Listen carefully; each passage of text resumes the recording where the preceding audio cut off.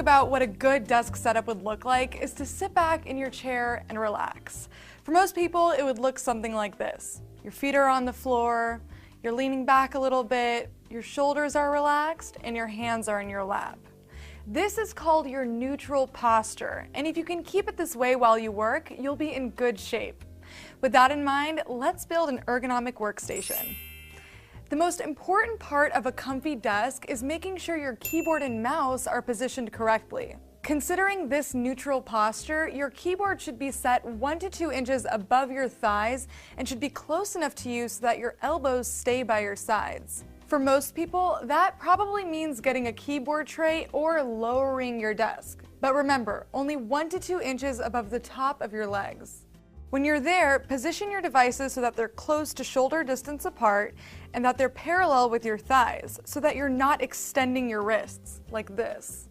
Keep the keyboard flat and forget about using those little kickstands. And speaking of your wrists, don't ever use a wrist rest. Resting your palms is one thing, but the moment you use a wrist rest, you cut off blood circulation and hello carpal tunnel. Next up, I've got a couple useful tips for setting up your screen. First, the distance. If it's too far away, you'll start craning your neck to read what's on the screen. To find the sweet spot, extend your arm, and the tip of your middle finger should land on your screen. So slide the monitor forward or back until you find that spot. If you have 2 monitors, set them up side by side at an angle.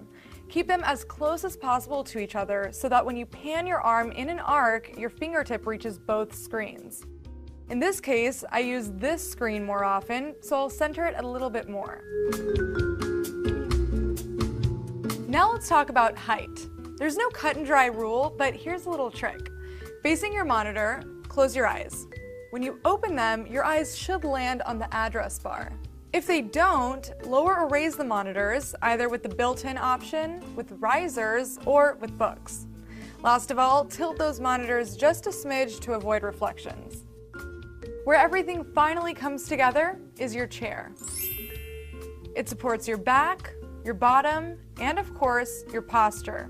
There are lots of chairs to choose from, but a few important things to look out for. First, it should have good lumbar support for your back. And when you sit down, there should be a little space between the edge of your seat and the back of your knees, about the size of your fist. Then the last thing to do is to make sure your feet don't dangle. If they're dangling, don't adjust the height of the chair because you'll mess everything else up. Instead, grab a footrest, slip it under your desk, and problem solved. At this point, you should have a pretty good idea of what an ergonomic desk setup should look like.